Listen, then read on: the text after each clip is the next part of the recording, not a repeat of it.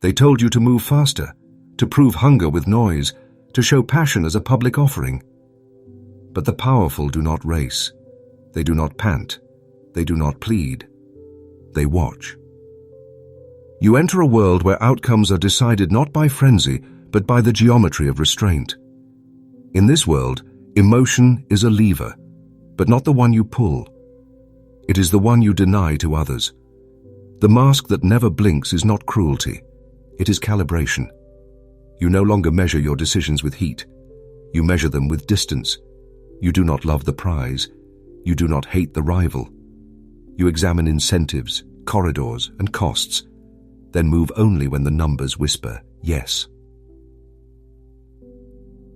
Here's the paradox that traps attention. The colder the eye, the warmer the opportunities.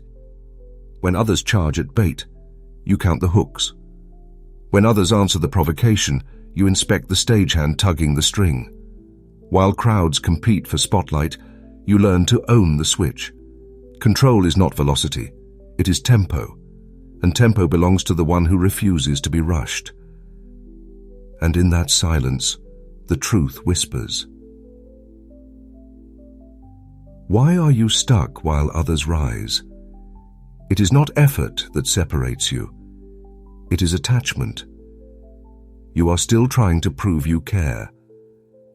The operator tries only to prove a point to the ledger. Detachment turns outrage into fog. In the hush after a scandal, deals are inked. In the lull after collective fury, acquisitions close. When the mob exhausts itself, the patient arrive with contracts. You start to see that power lives in timing curves, not triumphal speeches.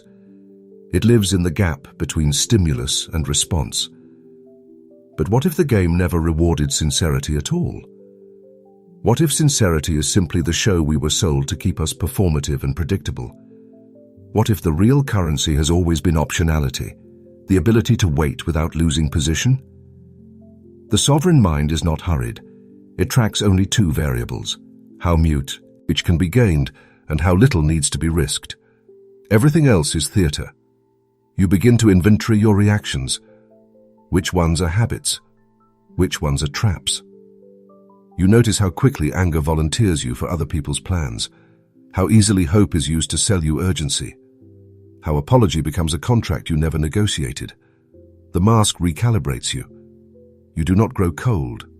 You grow precise. You stop paying interest on your impulses.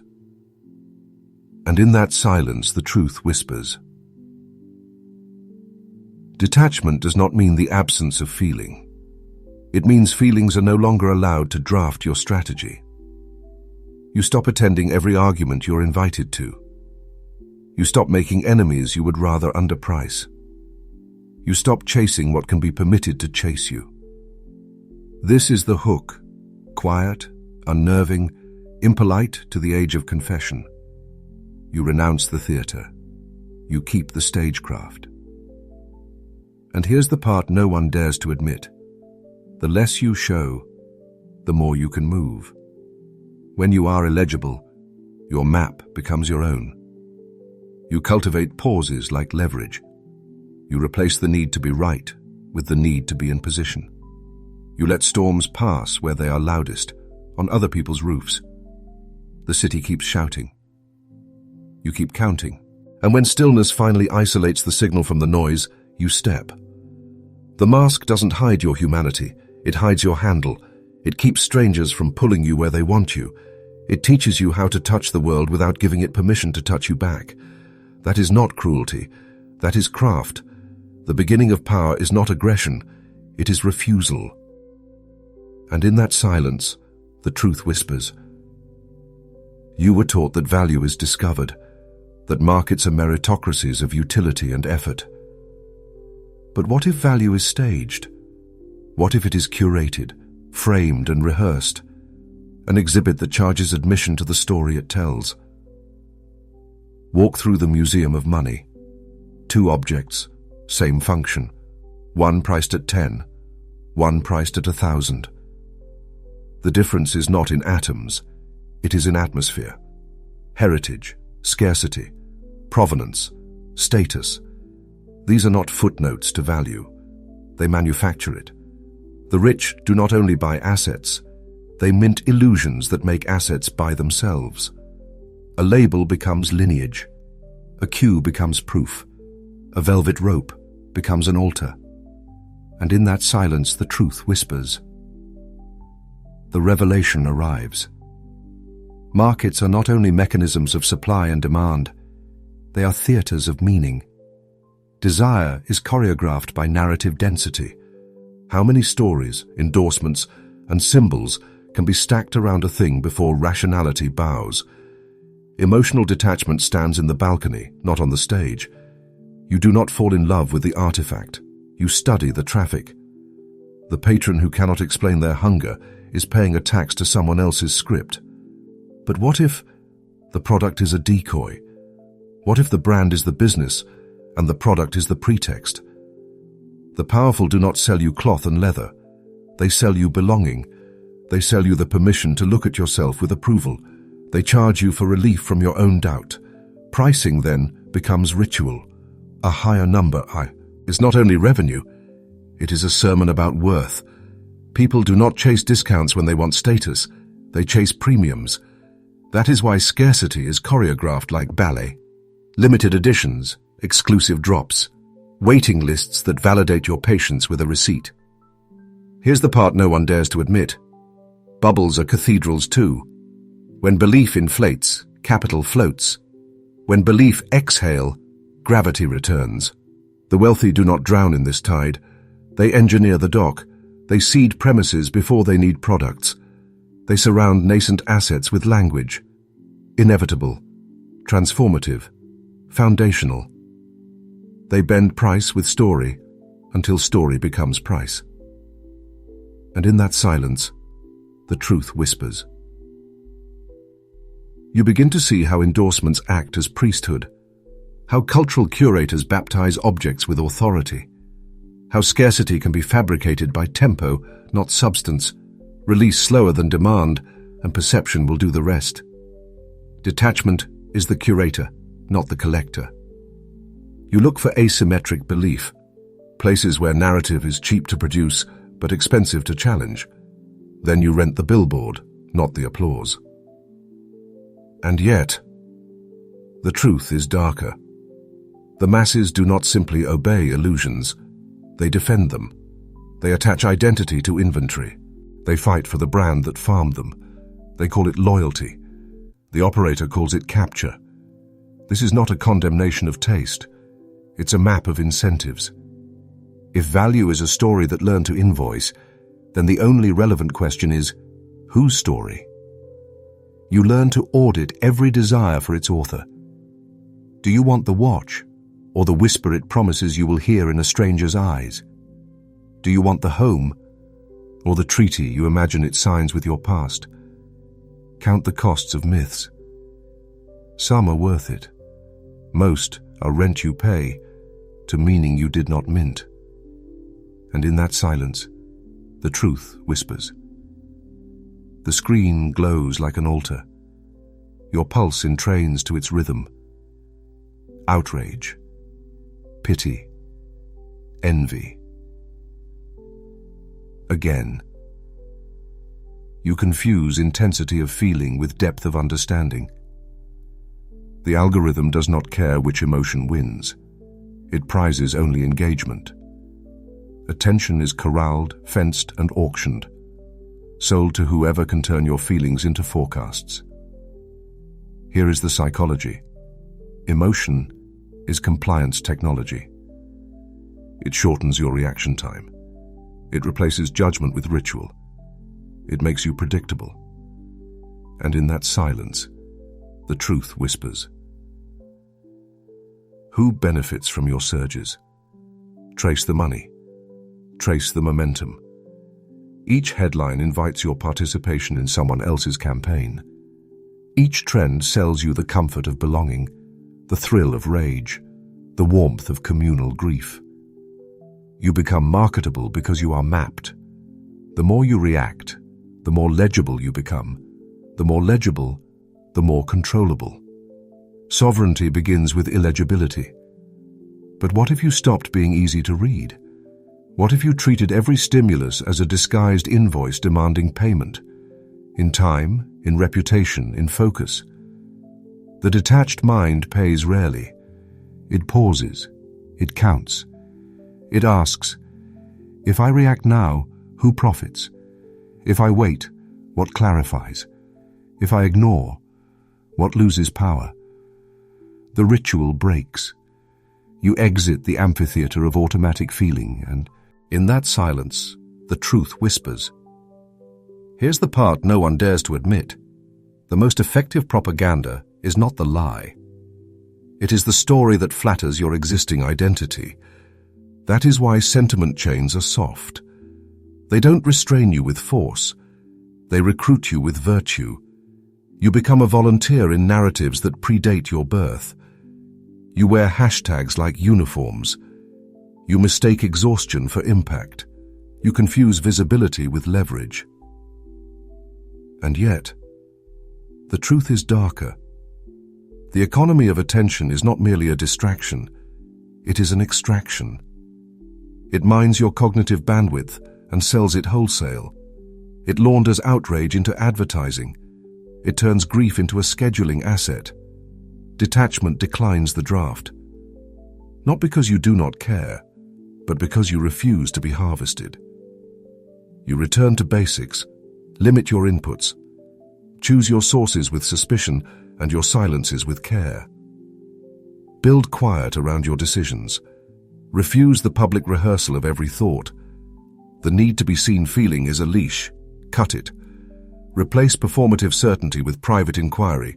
Replace slogans with ledgers. Replace reflex with rhythm. And in that silence, the truth whispers.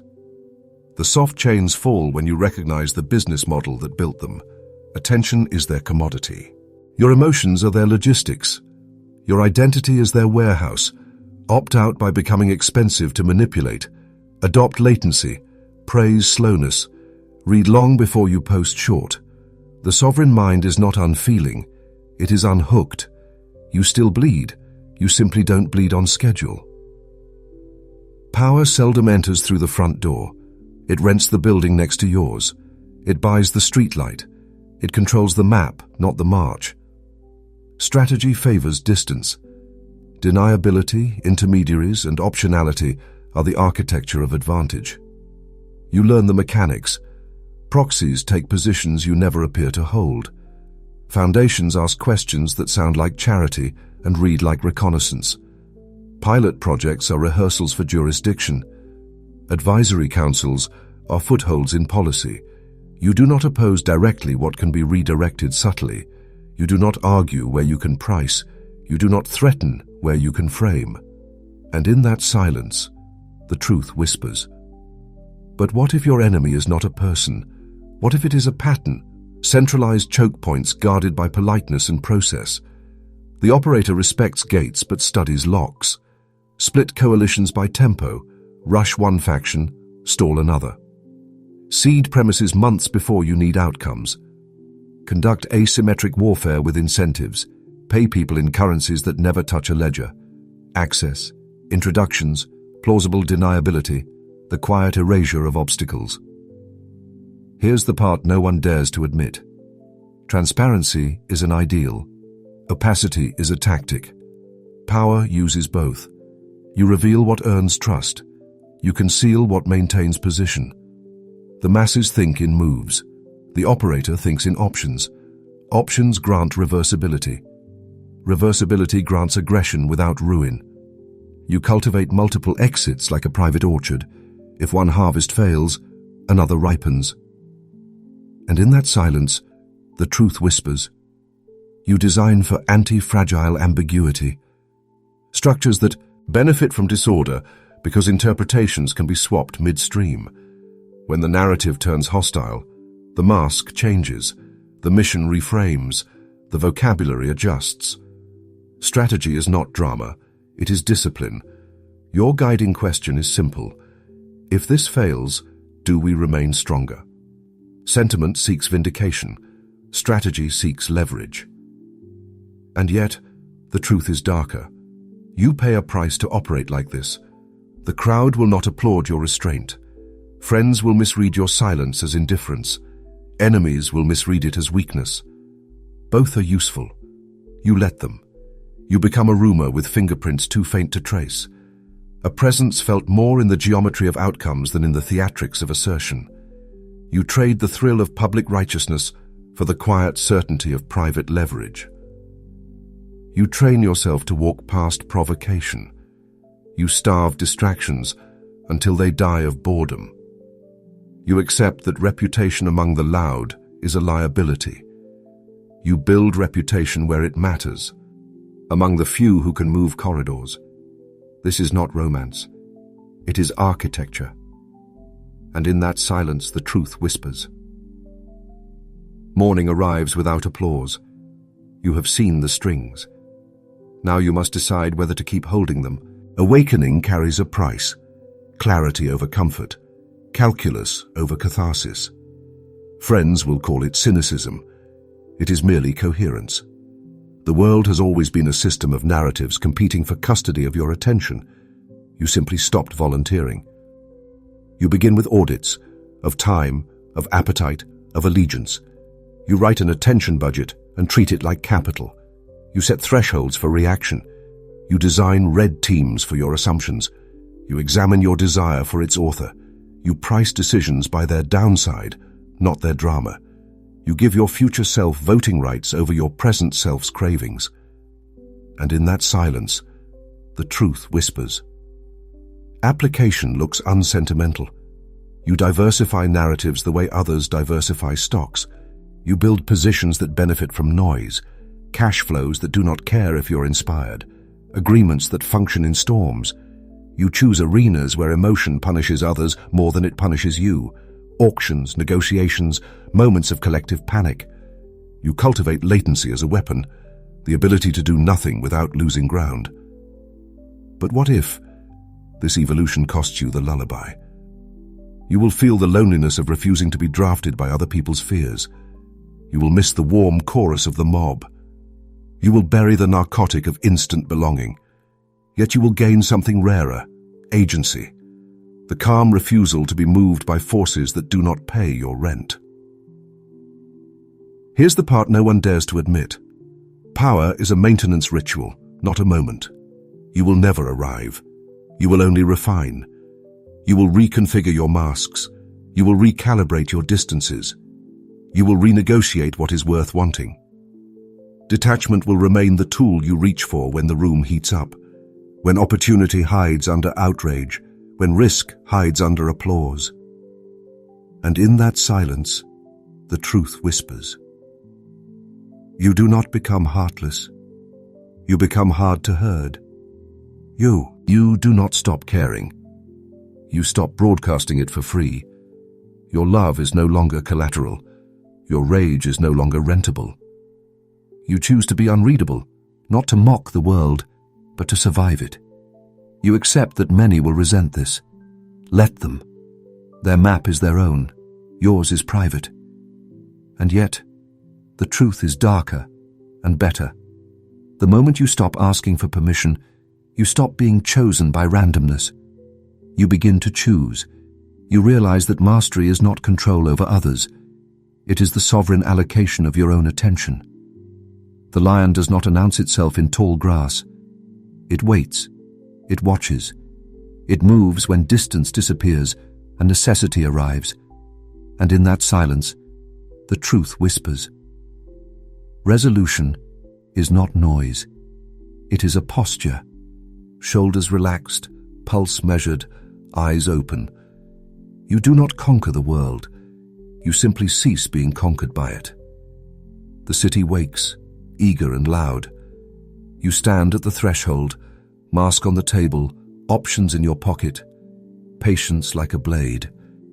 You will wear the mask again, not to hide, to see. And in that silence, the truth whispers.